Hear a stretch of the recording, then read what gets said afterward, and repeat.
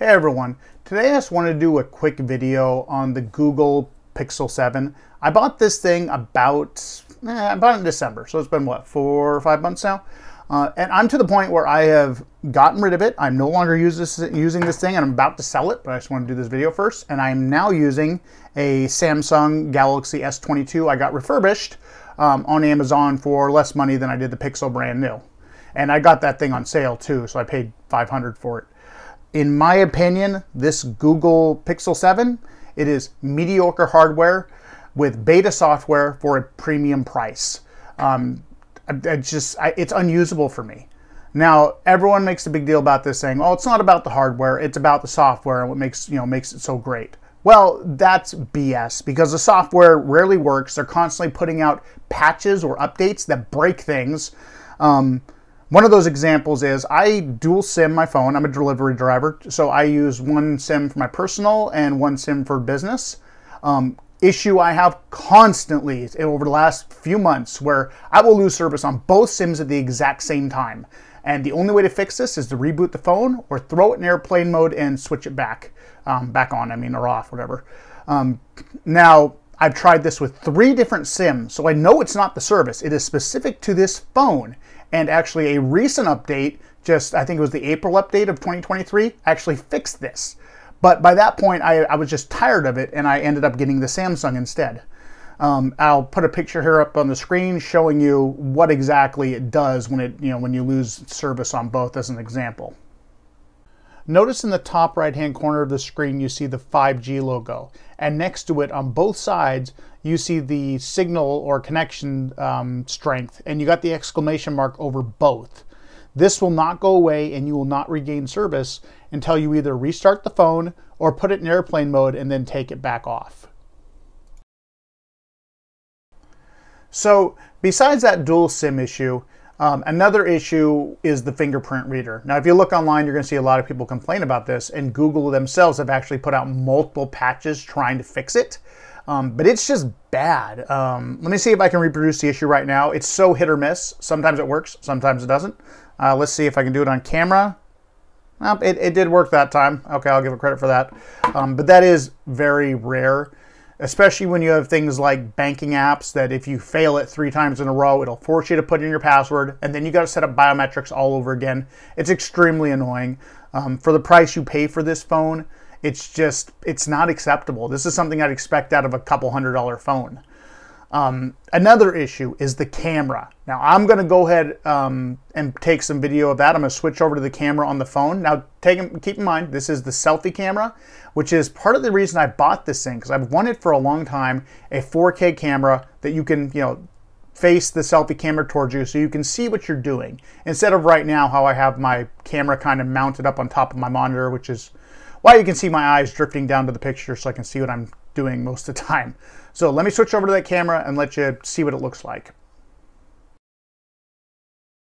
So this is the video on the Pixel 7 for the selfie cam. Now, I'll admit my lighting is not that great, so I can't completely blame it for that, but it is partially due to a bad low light sensor on this phone.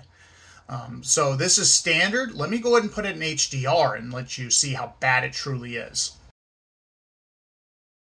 All right, so now we have HDR mode on. Now, when I'm looking at it right through the phone, it looks fine. Like the picture on the screen I'm looking at right now, it looks great. But when I put this on a computer screen, I bet it's going to be blown out completely. Part of the problem with this phone also, I believe, is like the blur when you move from side to side. Like it has an issue, I think, focusing on the face, things like that. But yeah, I'm going to go ahead and switch over to my Samsung phone now and let you see the difference. All right, so this is my Samsung phone inside. I don't see a HDR option on the phone, so I can't do, I guess, a fair comparison on that. But I do have just standard 4K video.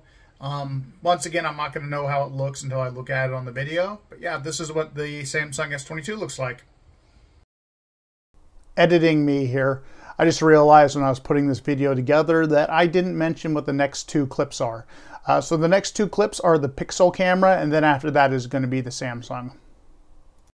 So this is outside with HDR on. I'm going to step out into the light here, and yeah, it gets really bright. I don't have an opportunity to actually see this until I bring it back into, put it on my computer. But this is with HDR on, just walking around. Yeah, let me go ahead and put it on standard, and we'll see how it looks like. And this is with HDR off. Once again, it looks great when I'm just looking at it on the camera itself, but as soon as I put this up on a computer screen, it's going to look awful again. At least I suspect. This is the first time I've tried it out outside. So let's go back inside, see what it looks like. And I'm probably going to get some comparisons in with my new Samsung also, and we'll see which looks better. So I'm once again outside with the Samsung phone. I actually looked at the videos. The Pixel didn't look bad outside, honestly. And it's like even inside the Samsung, it looks maybe a little, not quite as sharp, but like things like the blacks, I don't think you see as much of a distortion in it as you do with the Pixel, because I think the low light sensor is better. Anyway, yeah, this is what it looks like. I know I haven't mowed my lawn. It's been winter here in Oregon, and it won't stop raining. Right now is the first break in rain we've had in a while, and my lawn is still wet. Anyway, I'm going to go back inside, and we're going to go ahead and take a look at, compare the two. So I just looked at all the videos I just took, and to be fair, there's not a huge difference, I don't think, between the Samsung and the Pixel. I still personally think the Samsung is a little bit better with the low light sensor. Like I've said, if I pointed out in the past, over here, if you look in the, the blacks here, you can see the distortion. I don't know what you want to call it, not pixelation, but a little like blinking, in it. I don't know what it's called, honestly. And that is due to bad lighting. When I'm outside, I don't see it as much. But it's there. And for a phone that's this much money, I don't think it should be as bad. That is just my opinion, take it or leave it. So the next major issue I have with this phone is the slow charging. So this thing has a 30 watt charging capability on it, 15 for wireless, I believe. It is slow. 30 watts, that would have been acceptable, like let's say, 2 or 3 years ago, that would have been great. But someone like me, I come from using OnePlus phones, and their charging is way better than this. When I plug this thing in, it just takes so long to charge. And when I'm out working, like I said, I do delivery driver stuff.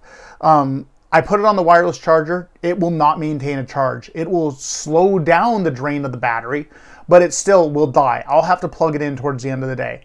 Now with my Samsung, I put that thing on the wireless charger. It will fully charge. It is slow, but I can go from like 50%, or actually the other day I tried it. It was like 48% to 100% in about 3.5 hours. And that's me taking it on and off the charger as I get in and out of my car. I cannot do that with the Pixel. And even, like I said, even when plugged in, I don't remember the exact numbers, but the 30 watt charging is slow. It is very slow compared to the Samsung, which is a 45, I believe. I just think Google should have used a little bit better, more, I'd say recent charging, like especially when you take, like I said, look at OnePlus phones. Their charging is just amazing. If you've never seen one or never had one, you probably don't understand, but if you have, you know how good they are. So that's my take on the charging, and once again, a hardware issue in my opinion. Another issue I've had with the Pixel is the way it handles phone trees, things like that. So the Pixel, if you didn't know, it does things like it'll detect if you're being put on hold, and you can put them on hold also, and then it'll come back on the line once somebody picks back up, or it'll transcribe everything that's being said.